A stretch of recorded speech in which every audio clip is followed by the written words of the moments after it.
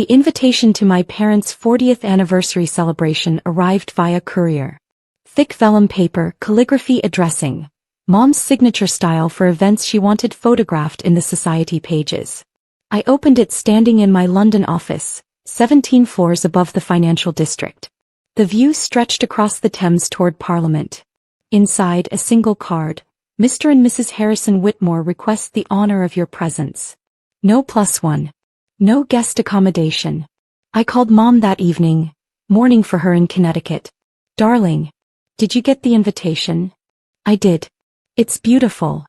Your father insisted on the garden venue.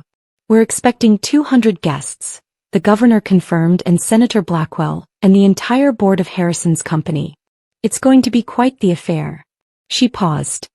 We weren't sure if you'd be able to make it with your situation overseas.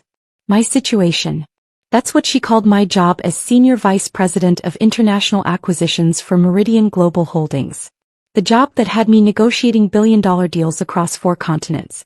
The job that came with a 7-figure salary, stock options, and yes, access to the company's fleet of private aircraft. I'll be there, I said. Wonderful. Though I should mention we had to be very selective about +1s. Space constraints, you understand. Just immediate family and their spouses. What about Uncle James's girlfriend? Aunt Carol's partner? Well, they're established relationships. Long-term. Not like what was his name? The one you mentioned at Christmas. Dimitri. My boyfriend of 3 years. The human rights attorney I'd met in Geneva. He's actually. I'm sure he's lovely, dear, but you understand how these things work. We need to maintain a certain caliber of guest. People the governor and senator will want to meet. Network with. Your father's reputation depends on these connections. Translation. My relationship wasn't impressive enough. Dimitri didn't have the right pedigree, despite his doctorate from Oxford and his work prosecuting war crimes at The Hague. Of course, Mom. I understand perfectly. After I hung up, I looked at my calendar. The anniversary was in 3 weeks. I had a meeting in Dubai that week, then Geneva, then an idea formed. Crazy. Absolutely perfect. I called my assistant. Catherine, I need you to reach out to the Meridian Aviation Department. I want to know the availability of the G650 for personal use the weekend of the 24th. The large jet. That's. I know what it cost. Check anyway. Then I made another call. To a contact in my phone listed simply as HRH Private Secretary. 2 weeks before the anniversary, Dad called. Sophia, your mother mentioned you're coming. Flying commercial, I assume? I can have Gerald pick you up from JFK. Gerald. Their driver. The man who'd picked me up from the airport for 15 years like I was luggage to be collected. That won't be necessary. I'm arranging my own transportation. Oh. He sounded surprised I was capable. Well, if you're renting a car. Not a car. I'll text you details when I have them. Sophia, this event is very important. Your mother has planned every detail. Please don't show up in something inappropriate. Inappropriate. Like the used Honda I'd driven in college while my younger brother Marcus got a new BMW. Like the studio apartment I'd rented in New York while working my way up from analyst to associate to VP, while Marcus lived in their guest house rent-free during business school. Don't worry, Dad. I know exactly what's appropriate. The week of the anniversary, everything fell into place. The Dubai deal closed early. $2.3 billion acquisition that would be announced in the Financial Times. The Geneva meeting wrapped ahead of schedule. And my special guests confirmed their attendance. I texted my parents' address to the aviation coordinator with specific instructions. Land at Westchester County Airport at 2 p.m. Saturday. Ground transportation to be arranged for all passengers. My parents' anniversary garden party started at 3 p.m. Friday evening, I flew from Geneva to London, then London to New York on the Meridian G650. 12-passenger luxury jet with full bedroom suite, conference room, and cabin crew trained in 5-star hospitality. The cabin was configured for my weekend passengers. Myself, Dimitri, and 3 very special guests.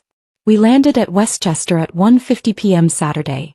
I changed in the bedroom suite, navy silk dress, Chanel tasteful jewelry. When I emerged, Dimitri was helping our guests with their belongings. Ready? He asked, straightening his tie. More than ready. The motorcade was waiting. 3 black SUVs with diplomatic flags. We arrived at my parents' estate at 2:45 p.m. The garden was already full. Women in pastel dresses and men in blazers, champagne glasses catching afternoon sunlight. White tents, string quartet, ice sculptures. Mom had outdone herself. I spotted my family immediately. Mom in lavender silk, Dad in a gray suit, Marcus and his wife Felicity holding court with a cluster of older couples. The governor stood near the bar. Senator Blackwell was laughing at something Dad said. We walked in through the garden gate. Me first, then Dimitri, then our 3 guests. The quartet stopped playing. Conversations died mid-sentence. Because walking behind me in elegant afternoon attire with discreet security detail flanking them, were 3 members of European royalty. Not British. My contacts weren't quite that good, but genuine titled aristocracy from a small but wealthy European nation. A duke, his wife the Duchess, and their daughter who happened to sit on the board of 2 international humanitarian organizations. They also happened to be close personal friends with Dimitri's family and had become friends with me over the past 2 years of working on cross-border legal initiatives. Mom's champagne glass slipped from her hand. It shattered on the flagstone. Dad's face went through several colors before settling on pale gray. Marcus's mouth actually fell open. Mom, Dad, I said brightly. So sorry we're a few minutes late. The landing slot at Westchester was delayed. You remember Dimitri, I've mentioned him. And may I introduce His Grace the Duke of Liechtenstein, Her Grace the Duchess and their daughter Lady Charlotte. The Duke stepped forward smoothly, extending his hand to my father. Mr. Whitmore, thank you for accommodating us on such short notice. Your daughter was kind enough to offer transportation when she learned we'd be in New York this weekend. When she mentioned your anniversary, we couldn't possibly refuse the invitation. There had been no invitation. But my father didn't need to know that. Of course, Your Grace, Dad was stammering. I'd never heard him stammer in my life. Mom had recovered slightly. We're honored. So honored. Please let me introduce you to, she looked around desperately. Governor Richards. Senator Blackwell. May I present? The Duke and Duchess moved through the party with practiced grace, making conversation, charming everyone they met. Lady Charlotte stayed near me and Dimitri, discussing her foundation work with a cluster of fascinated guests. Your daughter has been instrumental in our refugee legal aid initiative, she was saying to a circle of rapt socialites. Her work on the cross-border legal framework has helped us process over 15,000 asylum cases. She's quite brilliant. Mom appeared at my elbow, face tight. Sophia, darling, might I have a word? We moved away from the crowd, near the rose garden where I'd played as a child. You didn't tell us you were bringing guests, Mom hissed.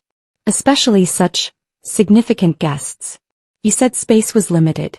I assumed you'd want to accommodate actual titled aristocracy. Or should I have asked them to wait in the car? Her eye twitched. That's not what I meant and you know it. How do you even, when did I become friends with European nobility? Around the same time I became Senior Vice President of International Acquisitions. Around the same time I started negotiating deals with sovereign wealth funds and royal investment offices. Around the same time you stopped asking what I actually do for a living. We ask about your job. You ask if I'm still doing the London thing. You ask when I'm going to settle down and move back to Connecticut. You've never once asked about a deal I've closed, a negotiation I've led, or an achievement I'm proud of. She opened her mouth, then closed it. How did you get here? She finally asked. You said you were arranging transportation. Meridian's G650. 12-passenger jet. We flew from London with a Geneva stop to collect Dimitri and our guests. You have access to a private jet? For company business, yes. I asked to use it for personal travel this weekend. They approved it. That must cost about $30,000. I paid personally. I watched her process that. That's roughly what you spent on Marcus's wedding rehearsal dinner. The one where you sat me at the kids' table with his wife's teenage cousins. Her face flushed.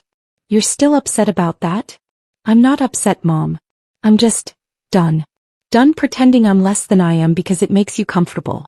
Done being excluded from your important events because I don't fit your vision of success. That's not fair. Isn't it? I said. You didn't invite Dimitri because he's not the right kind of impressive. But you'd love a photo with the Duke, wouldn't you? Mom flinched.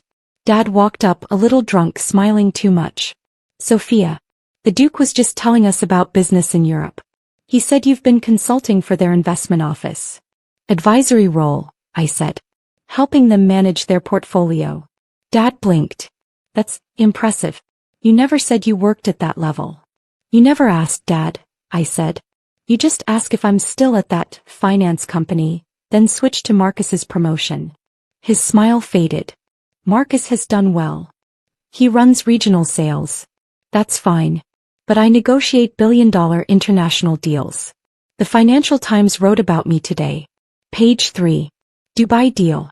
I closed $2.3 billion this week. He just stared. You didn't know, I said, because whenever I talk about work you ask if I've met someone nice.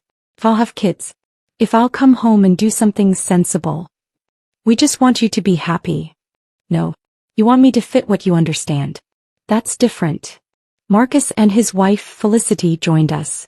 Nice entrance, sophomore private jet? Marcus said. Company jet. For business use. I got approval for personal travel. Must be nice, Felicity said sharply. Some of us work real jobs. I smiled. Your husband makes $180,000 a year. I make $750,000 base plus bonus and stock. Last year $1.4 million total. I think I've earned it. The silence was heavy. Marcus turned red. You make what? Look up the salary range for Fortune 500 international acquisitions. I fit right in. He looked at our parents. She never told us. I tried, I said quietly. At Thanksgiving I mentioned becoming VP. You ignored it for Marcus's sales award. At Christmas I brought up the Tokyo deal. Dad changed the topic. At Easter I said I'd been promoted to senior VP. Mom asked if I was dating anyone. They all stared, stunned. Lady Charlotte appeared with the Duke and Duchess. Sophia, we should go. Dinner in Manhattan at 7. Of course. I turned to my parents. Happy anniversary. Thanks for inviting us. You're leaving. Mom said. But people haven't. We came, we celebrated, and now we have other commitments, I said. That's how it works, right? Showing up only when it suits the schedule. The Duke shook Dad's hand. Lovely event, Mr. Whitmore.